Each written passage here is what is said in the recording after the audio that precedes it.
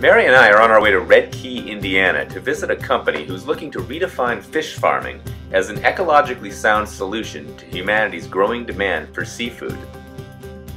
It's called Bell Aquaculture, and our first stop was the home of Bell's president and CEO, Norman McCowan.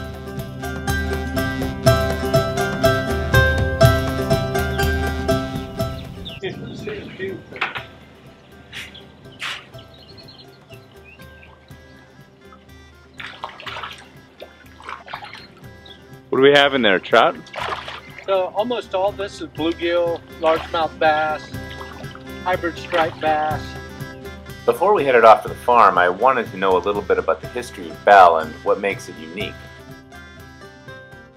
And what we do at Bell is we actually practice aquaculture, and aquaculture means several different things. It can be done in ponds, it can be done in the ocean, but we do it indoors. And doing it indoors, we control that environment. We control the environment which they live in, which is the water, and we control the environment outside of that water temperature.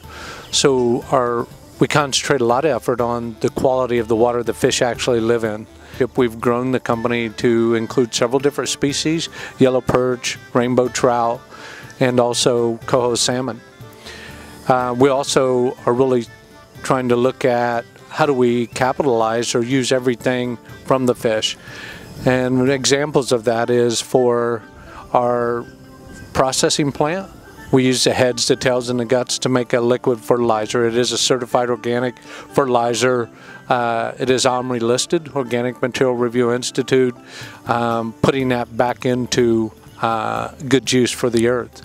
And also capturing the fish feces in a form where we can use that for worm castings to do vermiculture as well. So using all parts of that fish or that process is very important to us.